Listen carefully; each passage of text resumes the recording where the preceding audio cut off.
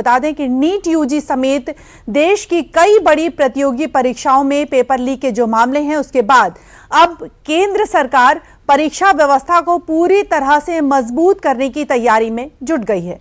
प्रधानमंत्री नरेंद्र मोदी ने इसको लेकर रविवार शाम एक नया वीडियो संदेश जारी किया है, जिसमें उन्होंने पेपर लीक करने वालों पर सख्त कार्रवाई से लेकर परीक्षा प्रणाली में जो बड़े सुधार हैं उन तक की बात भी कही है। सबसे पहले हम आपको सुनवाते हैं पीएम मोदी का ये संदेश। फ्रेंड्स, विद्यार्थियों के भविष्य के लिए भारत सरकार लगातार अनेकविध कदम उठा रही है। जिन लोगों ने विद्यार्थियों के भविष्य के साथ खिलवाड़ किया, वे जेलों में सड़ रहे हैं।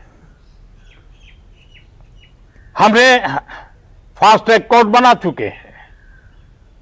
हम कल पार्लियामेंट के अंदर भी कठोर कानूनों के प्रावधान के साथ नया कानून बनाने की दिशा में भी आगे बढ़ रहे हैं। लेकिन हमें भविष्य के लिए सोचना है। हमारी परीक्षा पद्धति विश्वस्त हो, हमारी परीक्षा पद्धति ट्रांसपेरेंट हो, हमारी परीक्षा पद्धति में सबसे ज्यादा टेक्नोलॉजी का उपयोग हो। इन सारी बातों को ध्यान में रखते हुए विश्व प्रसिद्ध टेक्नोलॉजी एक्सपर्ट श्रीमान नंदन नीलेकनी जी के नेतृत्व में एक हाई पावर टास्क फोर्स बनाने का निर्णय किया है, जो एग्जामिनेशन रिफॉर्म की तरफ फोकस करेगा और जल्द से जल्द आने वाली परीक्षाओं की विश्वसनीयता को सुनिश्चित करने का काम इसके रिपोर्ट के आधार पर कर दिया जाएगा। बहुत बहुत धन्यवाद।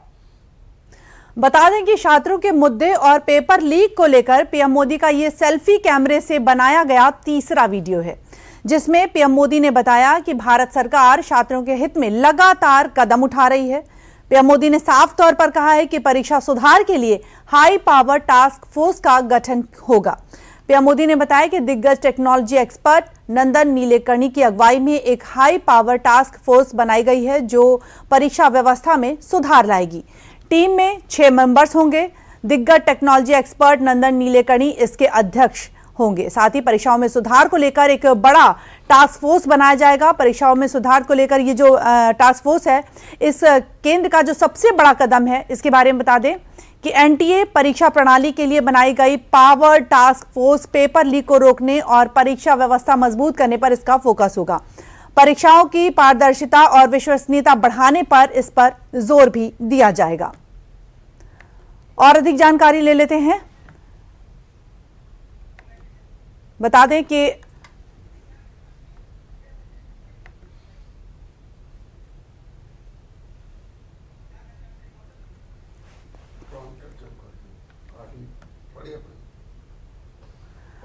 कि टास्क फोर्स के बारे में परीक्षा प्रणाली की को पारदर्शी, सुरक्षित और भरोसेमंद बनाने पर रहेगा इसका महत्वपूर्ण फोकस। और इसके साथ ही बता दें कि पेपर लीक और परीक्षा गड़बड़ियों को रोकने के लिए सुझाव दिए जाएंगे, ठोस उपाय दिए जाएंगे। और इसके साथ ही ये भी बता दें कि परीक्षा सुधारों पर एक बड़ा फैसला लिया गया है। पेपर लीक और परीक्षा गड़बड़ियों को रोकने के लिए सुझाए जाएंगे ठोस उपाय।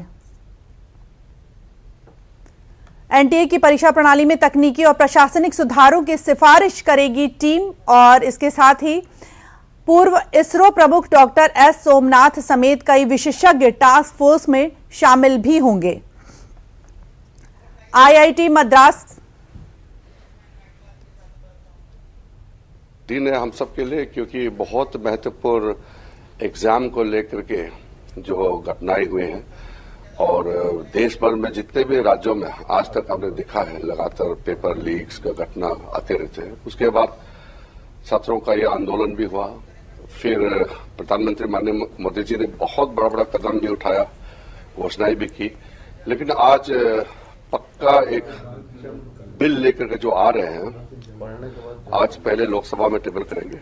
तो हम चाहते हैं कि सारा पार्टी, चाहे ऑपोजिशन हो सरकार की हो, सब इस पे चर्चा में भाग लेना चाहिए।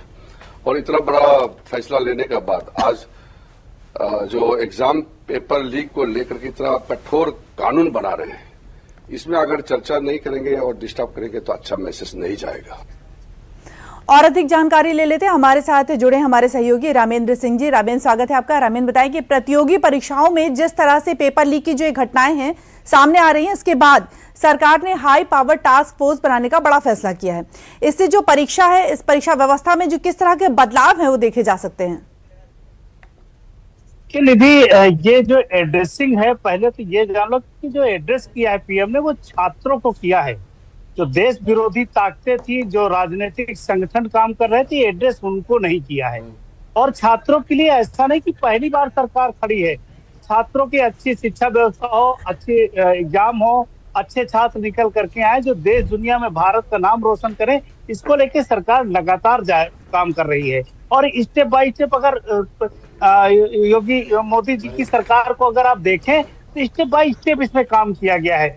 तमाम एजेंसी बनाई गई है, तमाम बड़े इंस्टीट्यूशन बनाए गए हैं कि जो काम करे। कि इससे क्या सुधार होगा? देखिए किन लोगों को रखा गया, नंदन नीलकणी जी को रखा गया, पूर्व आईबी चीफ को रखा गया है, IIT मद्रास के निदेशक को रखा गया है। वो बॉडी बनाई जा रही है जिस पर आपको भी भरोसा हो और जो देश को दे सकती हो। कुछ नंदन जी ने पहले ही जो आधार बनाया है उसके वो चीफ रहे हैं और पूरी व्यवस्था प्रूफ बना के दी है।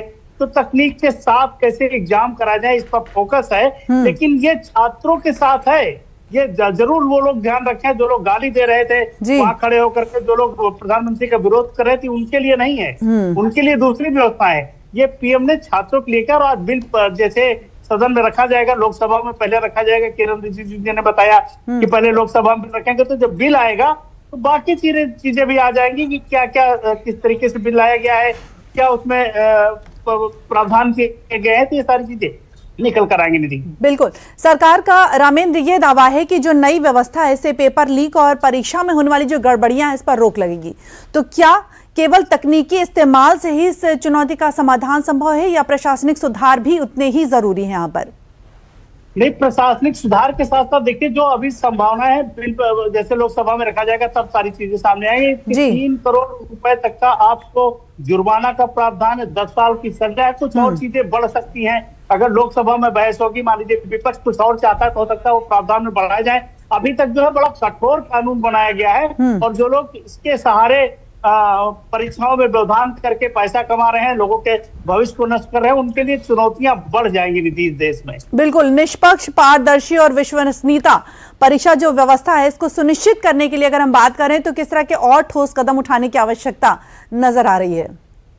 देखिए जो ठोस कदम उठाने की आवश्यकता, पिछली बार जैसे पेपर लीक हुआ, उन्होंने जो एग्जाम पेपर कराए, आप देखिए पेपर जिस तरीके से गए, लाखों छात्र पास हो करके आए, उन्होंने अपनी खुशी व्यक्त की और फुल प्रूफ व्यवस्था रही। लेकिन अब ये परमानेंट व्यवस्था की तरफ बढ़ रहा है कि परमानेंट कैसे फुल प्रूफ व्यवस्था हो, उसको लेकर सरकार काम कर रही थी। जी, बहुत बहुत धन्यवाद रामेंद्र, तमाम जानकारियां शेयर करने के लिए।